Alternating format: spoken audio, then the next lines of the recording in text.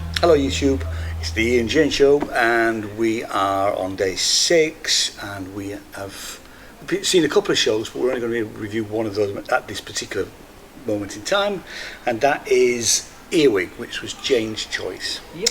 I have to say, at the start of this, I wasn't really very sure about this show at all, but we'll get on to that. But, Okay, so it's Time and Again Theatre Company, new writing, historical. Marigold's research into beetles is unparalleled, but as a deaf woman in 1927, her work is ignored. Earwig combines the weird, wonderful world of entomology with Marigold's fight to be heard amidst flappers, jazz and an overbearing husband. my first question for you is, Yeah. what sort of insect or what sort of beetle do you think I am? Because they did sort of go around some of the audience members and say, oh, you're a so-and-so, so-and-so. I have no idea. My knowledge of beetles. Well, it wasn't just insects in general, it's wasn't it? minimal. I saw myself as a sort of dragonfly. I was going to say, that's because he hates dragonflies. I've learned to love dragonflies. Anyway, we do digress. Yeah. So, what did you think? I really enjoyed it. I thought it was an intriguing story, which, incidentally, we asked at the end, was it actually a real character? And it was, the whole area was researched by the writer, and so it wasn't one individual person. Marigold was a composite of various people, obviously from that time, who weren't initially taken seriously, etc. So that was interesting to know. So that's where the historical element came into it. So it clearly is very, very well researched, and I thought it was a delightful piece. There was, it was funny. Yeah. I liked when they had sort of dance sequences. Yeah. Which were choreographed brilliantly, I thought. Yeah. I mean, it was very much. The attention to detail, being in the 20s, was fantastic. And it was a three-hander, but two of the actors played two characters, and I thought that when they swapped characters, I mean, the male actor, he changed glasses, but that was all he actually needed. In fact, I think he took his glasses off. He took his glasses off for the husband. For the husband, and then put them on for the friend. Dolly, yeah. Yeah, and that was a simple device, but worked really, really well. It was very simple. Yeah. I mean, and the other actor put a shawl on, and obviously portrayed a different persona when she was the mother, but then with something different. But the dresses were great. There was a multimedia event element, yes. because we had a screen behind us which was used right the way throughout the piece, but that was actually quite clever because it's almost like a third character at certain places, because it would sort of talk to us by text, which was, it was really quite well done. But again, the attention to detail, so the frame that was used on that was sort of Art Deco. Yeah, it was. Which looked great. Yeah. And the script, the style of the script was right. So the quality of that was really high.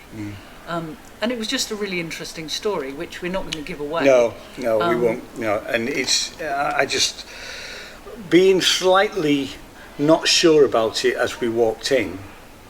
I very quickly settled into it, really enjoying it. I thought it was superb. And also the issue that we brought up before about caring about characters. We cared about Marigold. We did.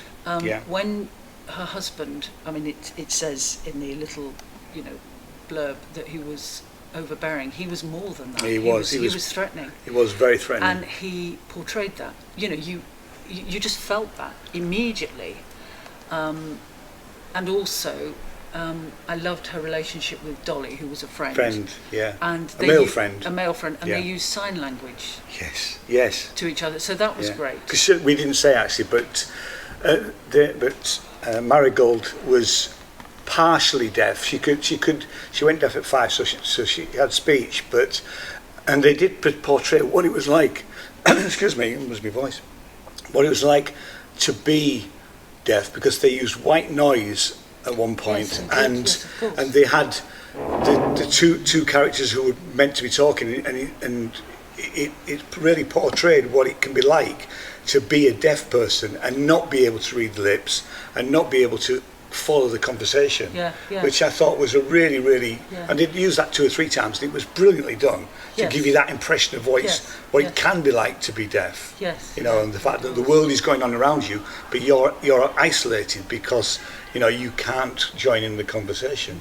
You know. Yeah, but it's I mean, there was a beginning, a middle, and an end. It was a good story. It was actually in a I was going to say container, but it's quite a big container, and it was properly kitted out. Although just towards the end, sadly, they're still building part of where it was at the assembly, just outside the assembly rooms on George Street, and obviously still building bits of it because 10 minutes before the end, truck arrives outside, and we hear this, and as one of the cast members said to us at the end, you could have waited 10 minutes. You knew we were going to finish in 10 minutes, and there's a changeover anyway. But I mean, luckily, it didn't interfere really. No, it didn't. We were aware of it. The only thing that was slightly irritating was some people turned up late. Now, obviously, you do get people turning up late to things. We're going to be late for our next show when we've let them know.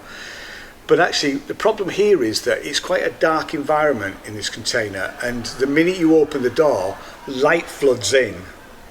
And that happened a couple of times. It was only at the beginning, but it was, and I understand that they want people to come in although they're late. It could be slightly irritating. Yeah, I mean, it wasn't the light so much, it was just that you were aware of sort of the people sort of trying to find their seats, etc. But it's a minor point, and it doesn't detract from the production at all. Production is excellent. Whatsoever. How many stars? A very strong 4. I would have gone for a strong 4 as well. I think it's absolutely superb, so well done. And it's the Time and Again Theatre Company. Yeah, and they are at the Assembly Rooms front room. Which is, as we say, it's actually sort outside. Of in the road, in a container. Yeah. And it is on through now. Yeah, no, it's right up to the 27th. Last day is 27th. And different. I mean, there might be a couple of days where it's not on, but it's 11.50 is the cheapest. Tomorrow, which will be the 9th, will be 2 for 1 day, and the standard price is £13 with a £12 concession. And it's on at 2:10 in the afternoon. It's an hour. Yeah. Excellent. Yeah, definitely fantastic. 4 stars. Yeah. Definitely worth seeing. Really enjoyed it. Yeah. So thanks so much for watching, and we'll see you next time. Cheers. Bye. Cheers. Bye bye.